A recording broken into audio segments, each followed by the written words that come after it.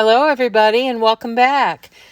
Today I'm going to take you on 2 more short trips to the Park County Covered Bridge Festival here in Indiana.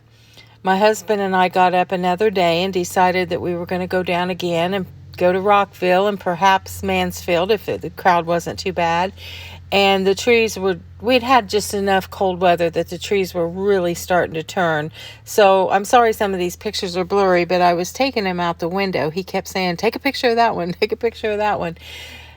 So this is a cabin that we've passed probably 35, 40 years going down there. And it's on its last leg, but it's still standing. So I tried to get a picture of it as we flew by. You got to keep up with the traffic on that road. We were noticing that there wasn't too much traffic coming towards us, but on the way down there was quite a bit, and you couldn't slow down too much. This is what the corner of the square looks like at Urban Farm Chicks. The scarecrow, he was kind of talking like the one in The Wizard of Oz. They just decorate their place so well. It's right on the corner at the stoplight. You can't miss it when you come into town on 41. Well, it wouldn't be 41, it's 36. And they have it all decorated so pretty inside and out. And it was pretty crowded, so my husband and I didn't go in. But I was really appreciating these wrought iron steps and the landing at this building. It's across from the courthouse, and boy, they just don't make things like this anymore. Can you imagine making that back in the day? It's just beautiful. So after we looked at Rockville, we jumped back on 36 and we went down to Mansfield. And this is the bridge that takes you into Mansfield. And boy, they have food. It's went down a little bit in quality, I think, Mansfield has. But we like to see the mill and the water and everything. And we did find some things. And boy, if they have nothing else, they have food. We didn't eat there, but we ate when we got back to Rockville. But they did have a lot of food. And I enjoyed walking around and seeing the crowd, trying to get my steps in. Then the next day, my girlfriend Sherry and we took off for Rockville. And the trees had gotten even prettier on that trip. In just one day, I noticed a big change in the trees. So as she drove, I was taking more pictures. And we get down there, and she and I both like the same thing. We both like antiques, flea markets, thrift stores. We stopped at Urban Farm Chicks right off the bat because I knew Sherry wouldn't mind the crowd inside and she'd want to look at every little detail, and we did. We went through that whole store. They just decorate so well, and they have some of the coolest things. So we looked around there, and then we went into another store called Riva's, and we went into all the little shops. There's a couple art galleries, and of course, we went into G&M Variety, which is the old-fashioned dime store I talked about in my other video. And we bought some candy, that pick-a-mix stuff that you weigh, and looked at the vintage toys. I used to like these little milk bottles and orange juice bottles when I was a little girl. I never could figure out how they worked, and I don't think I still know how they work. But they had the neatest nostalgic toys in that store. A kaleidoscope, I had one of those when I was a kid, and I really liked it. And then this loom, which I had, mine was plastic. This one says it's metal. I could not wait to get some of those nylon loops as a gift or for my birthday or something, because I bet I made 500 pot holders when I was a kid, and I gave them to everybody I knew. So that was a kind of a neat nostalgic thing. And then we looked around at the antique stores and saw everything we could see. I saw this gorgeous cake stand, and you know how I love my cake stands, but you can imagine the price. So we go down to Cora's Place, which is a secondhand store, and I found this one, albeit not as fancy. It was $1, and it was the same size, and I just love it, and it's very old. And then in one of the rummage sales, I found this ruffled old candy dish for $2. So I was pretty happy. And then, the prices. You know, it all depends on where you get things. I have this same picture that I probably gave no more than $2 for at a thrift store. And I can't remember the price on this, but it was unreal. And then I thought this was funny. This Band-Aid box was from like 1998, and it was from Kmart. And if you know of any Kmarts that are still around, would you put it in the comments? We don't have any around here, and I don't know that there are any anymore. Anyway, I thought that was funny, and they had marked it down a little bit, but I guess we should keep all of our tins because they're going to be worth some money someday. And then I saw this huge basket. Talking about where you buy things, I saw this big basket. It was $20. It was old, but I saw it at a yard sale, one pretty similar to it for like $2. So it's all where you look. Of course, I like to look in the antique stores because I get ideas. And of course, I like my ironstone, and that picture was pretty hefty in price too. I like to look, though, and get an idea of what I need to look for in the thrift stores. And these brought back a lot of memories. My grandma had them. I don't think we ever had them, but there's a guy here in our town. He puts them out every year, the ones that belong to his mother. And they're pretty nostalgic. If nothing else, you see a lot of nostalgic things in the thrift stores. And I thought this was cute. They had taken an old boat and propped it up in the corner and put some shelves in it and used the seat for a shelf and made it into a display rack. And then, of course, everybody likes these old Pyrex bowls. My mother had them. I think we got down to only 3, but we had them. And now they're highly collectible. And we just walked around and looked at all the pretty things. The stores were kind of crowded, and we kind of decided if we lost each other, we'd meet out front. These gas cans were made into lights. I thought that was pretty cool, especially if you had one that had a rusted bottom. It would be neat to put a bulb in it and hang it from the ceiling. My husband would love that. He collects oil and gas can things. And then, of course, old pictures. I love old pictures. I just think about the people and how they grew up and if they had happy lives and what they did with their lives. Was she a happy little girl? She looks like she was. And the old clothes and the teddy bear and where they're buried now. And I think morbid thoughts, I guess. But I do. I love old pictures and I just get a kick out of them. And this is me when I was little. And this little girl certainly had a happy life. Look at those eyes. My mom said I used to stare at people everywhere we went, and I kind of believe it. This is me with my Uncle Carl. I used to think Uncle Carl was President Johnson. Anyway, this is another piece that I loved. I love stacked furniture, and they had some really pretty Christmas displays. And this was some Hungarian cut glass that I was all over, but the price, oh my goodness. But I had to stop and take pictures of it and look at it really well and really appreciate it because that's an art form right there.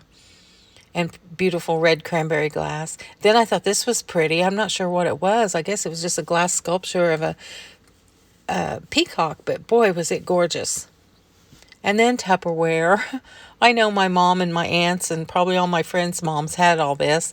And who thought to keep it? We threw it in a yard sale after we got tired of it or threw it away.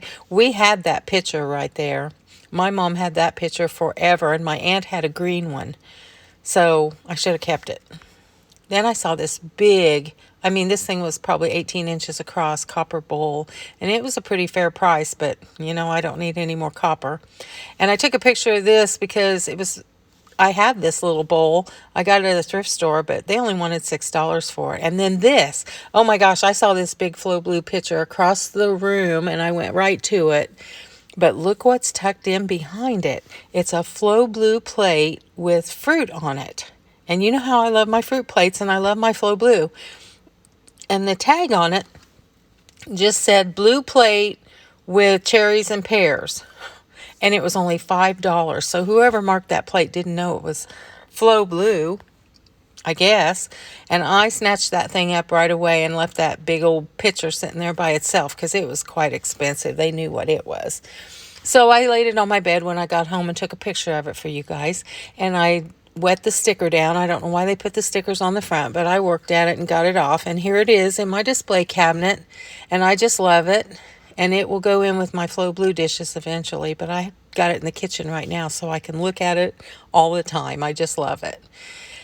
And then the displays and all the stuff that they had jammed in there and all the people, it made it for some tough walking around and getting around. I was holding on to my purse so I wouldn't knock into anything, but we just had the best time. I lost Sherry several times in several of the stores, but we met up out front and we talked about what we saw and what we liked and how high the prices were and talked to some of the shop owners and told them that we had shops. I thought this kind of reminded me of that $10 cabinet I got at the estate sale where I put the lamp and the print in it. And then Oh my gosh, this tree was like 12 feet tall. And, oh, it might not have been 12 feet, probably 8 feet, maybe 10, I don't know. But they had odds and end things on it, like just random stuff, like this picture, an old picture framed, and not golf shoes, bowling shoes. I thought that was kind of funny, but just all kinds of things. We saw so much. And of course, the little dresses. You know, I got some recently at an estate sale for $1 a piece. These weren't $1 a piece, but I thought they were reasonably priced. And then I don't know if I told you in my last video about the 36 Saloon. We like to eat there. It's right on the courthouse square, about half a block from it. If you ever go down there, you should eat there. It's just awesome. It's real rustic. And I think this was when my husband and I went, and I took this picture out of the window. And the trees, like I said, were just so beautiful, and the drive was so beautiful.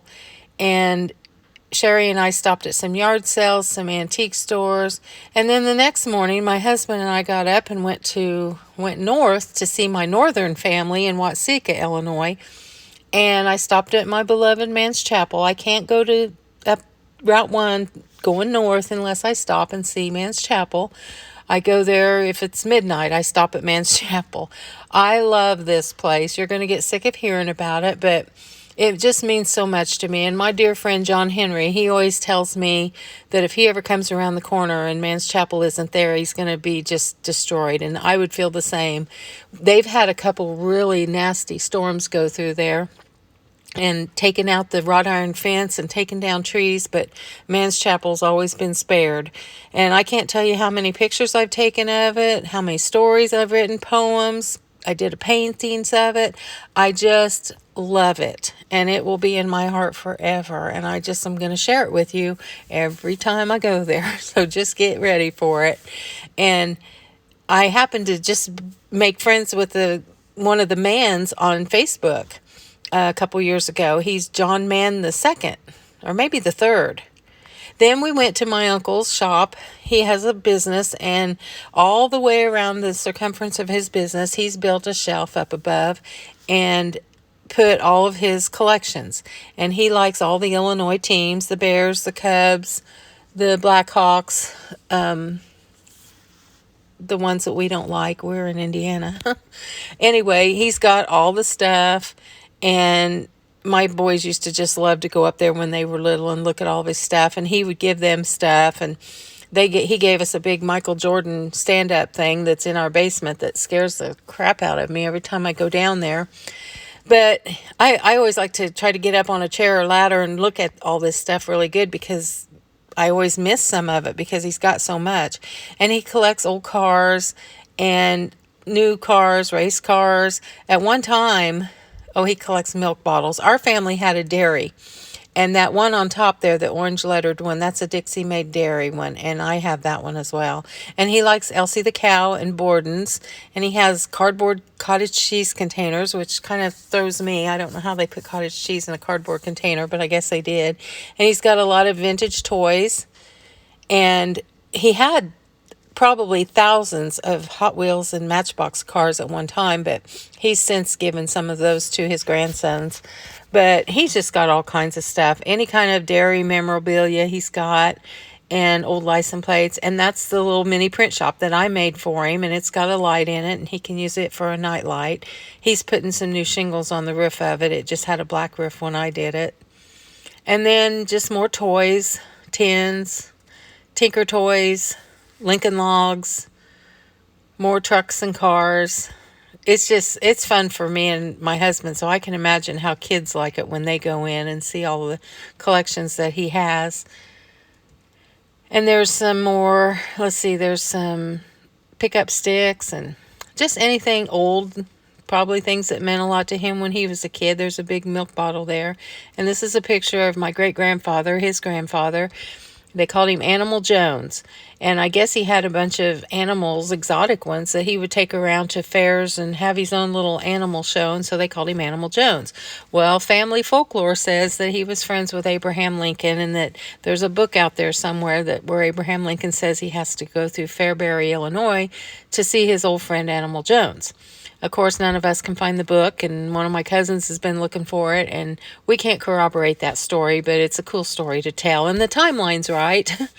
So who knows? And then my aunt and uncle, they took us to a fabulous restaurant called The Topper. It's a new restaurant in Watsika, and they had the best tacos. And I'm a taco aficionado, so I know a good taco, and that one was good. And then these are some things I saw at the thrift store a couple days later in Goodwill. I didn't buy any of this stuff. I was just kind of going up and down the aisles trying to pick out some things I thought you guys would like to see. These platters, there was 3 antique platters piled up, and they were only $4.99 a piece.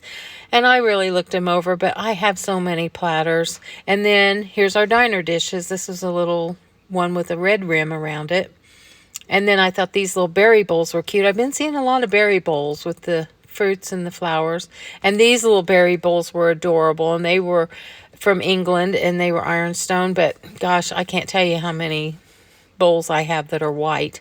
And I thought these were pretty. I think my mom had these when I was young. Gold, harvest gold. And then my other friend Sherry, I've got some wonderful friends named Sherry. She sent this to me the other night. She found these Margaret Rose pattern made in England, and I thought they looked quite a bit like mine, my little berry bowls. I looked these up. Now this is one place setting for $29. And she got all of that stuff for that price. And these are my little berry bowls, and they have the same trim, the little ruffled trim around the edge that hers have, and they're the same color and almost the same pattern. So they were made in England as well. So I'm thinking her Margaret Rose and my Devonshire were made by Johnson Brothers in England around the same time. I'm so proud of her for finding those. And then after all that, I went into my shop and looked around and decided it looked junky. I said when I opened my shop that I wanted to have so much stuff in there that people had to stay forever to look at everything. Well, that was all fine and dandy until it got out of control. And I go down there to the covered bridge, and we went through all these beautiful antique stores that were so neat. Some of them were like mine, just crazy, but some of them were so neat and organized and pared down, and you could really see the stuff. And I thought, I need to do something. So this is a before. And later on in a couple weeks, I'm going to show you a cleaned up version of my store. I've been putting some Christmas stuff out, taking down fall, and I hope it's going to look better. I hope you're going to see a change, because gosh, I just got it packed in there. You know, I thrift a lot. I've got 3 friends that bring things to sell, and I make things, and this is basically the storage warehouse for my stuff. So then I decided, I go walking a lot because I'm trying to get so many steps in a day. And I like to forage. I like to go out into the woods and around my yard and get leaves and pine cones and berries and all kinds of things to use in my miniatures. And I dry things out and use them around my house. I just love nature. So I got a bunch of leaves, and I just tuck them under everything. And I just like to enjoy them. And then my basement is where my studio is, and my basement is more where I keep my old stuff. I go down there and I make stuff, and I putter around and move furniture and decorate and watch a little TV while I'm making things. And this is a little bag that I've had for several years. I think my boys brought it home from school. And I took cinnamon and coffee and stained it all up, made it look primitive, and I love it. Then this little pitcher, it's only 6 inches tall, and it's handmade pottery, and I found it at a yard sale for 10 cents. And I brought that thing home and put little flowers in it and set it on this little table that I made for my boys when they were little. I took an old broken chair bottom. Those are the 4 legs of the chair, and I put boards across the top and made a little farm table. And that's what they would sit and eat their cereal and watch TV and cartoons and stuff. They had 2 little wooden chairs, which I still have, but I can still see them sitting in that little table watching TV. And this is a little log cabin that my husband's father made when he was a little boy. And we just cherish it too. And then, of course, I like my old books and my wooden bowls and my wooden platters and my tags. The basement is where I put things that are old and primitive looking and that don't necessarily fit in with the things I have upstairs. And these are miniatures. That little glass thing's only about 2 inches tall, and this is real small. And it's just stuff that doesn't really fit in upstairs. So I have a lot of fun in the basement with my stuff. Then it rained finally, and I went outside and was going to bring everything in, and I just couldn't. Everything still looked good. This is an old black table that the patina is just wonderful on. I've had it in the yard for years. And yes, I stick some silk flowers in my pots when everything dies off, and I still want to leave things out for a few days because I look at this out my kitchen window. You can tell that table's really had it, but I love it. And until it falls apart, I'm going to keep it. And then my zinnias, they're still hanging on. I've got some blooming, and I've got some ready to pull the seeds from. So I went out the other day and I gathered seeds, and what I do is I gather all of my seeds and I put them in a ball jar with a loose fitting lid, and I put them underneath my kitchen sink. That way, every time during the winter I look under my kitchen sink, I see them, and when spring gets here, I won't be freaking out wondering where my seeds are. And remember that table that I put wood on because the glass broke on my patio table, and I only sealed it with clear sealer? Well, I'm loving how it has aged, and it's still sturdy, and if it falls apart, I'll just redo it because I love it. And then I went to see my sons the other night, and I went to the market to get some milk, and I saw this man in front of me, and he had a whole bunch of bouquets of roses, and they were $1.29, I think, $1.39. And I was looking at him, and he told me where they were. He said, get back there. They didn't have many left.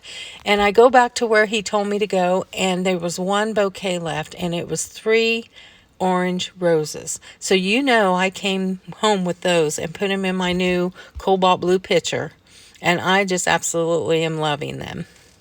And then, of course, I decorated my porch for Halloween. It's this week. We don't have any trick-or-treaters, but we have a few nieces and nephews that stop by, and a couple little kids that we know that enjoy my doll houses, and I enjoy them. So I light them up every night and pretend that I'm a little kid, I guess. I made these candy bars 30 years ago. My friend Judy Henry and I made candy bars for our Halloween decorations. And I'm friends with some people on Facebook that collect Halloween stuff and have rooms full of vintage Halloween. And I would love to do that, but I don't have room for that. But I have all that vintage Halloween in miniature. So I light up my little rooms, and they're sitting all over the house, and we really enjoy them. And this is a sneak peek at what's coming up in some upcoming videos. This is my beauty shop in my house. It's old Hollywood. It's not rustic and antique like everything else. And I hope you guys enjoy what I do in that little shop. It's all old Hollywood and pink and silver and black, and it's really cool. So please follow me on Instagram, MarcyJo631. And don't forget to look me up on Facebook. Look for the apple picture. And if you enjoyed this video, please like and subscribe. And I hope it inspires you to go out and do something really, really fun and something that makes you happy. I love you guys, and I've got a lot of Christmas stuff coming up in the near future.